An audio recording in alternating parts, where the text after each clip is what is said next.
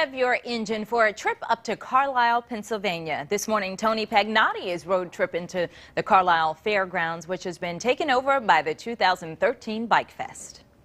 We're at the Carlisle Fairgrounds. The cars, the people, the excitement, but you know what? There's a lot more to it. How about the bikes that are going to be coming this weekend? Mike Garland, Carlisle Events, how you doing? I'm doing good. We really appreciate having you. Thank you. This place is always buzzing.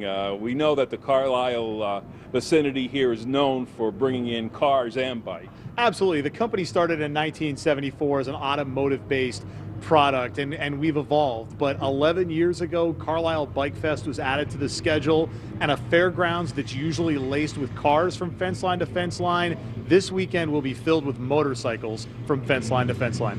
So we're going from the four wheels and these classic cars to some bikes, but I hear there's some special bikes too that are going to be here. Absolutely. The weekend celebrates the open air lifestyle, whether it's two wheels or three, and some of those two-wheeled bikes will be some special military themed bikes, and proceeds from the military display will go to the Wounded Warrior Project. What you'll have this weekend is the motorcycles on display and then some donation buckets sitting in front of each bike. So it's a win-win for everybody.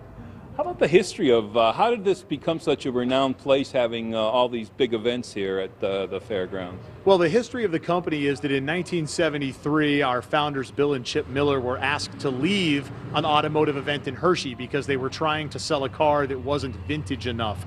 So they took their ball and made their own game, and Carlisle Events started in 1974.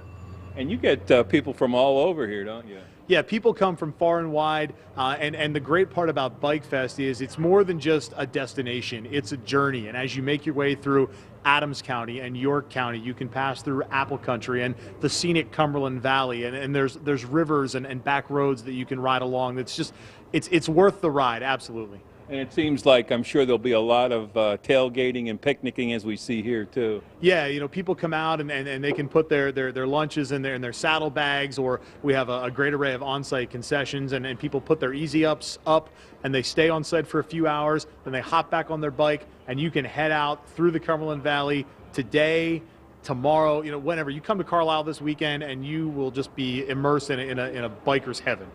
And I'm sure it's a family affair too. The kids definitely will enjoy it too. The kids love it. We have an activity area called Kids at Carlisle. We have a women's oasis area, which we always deem as our home away from Chrome. But for the Bike Fest, we really try and ramp up the family fun. We have the Disconnected Canines. They're world champion Frisbee dogs based in Florida, but they're a touring show, and those world champion dogs will be here this weekend.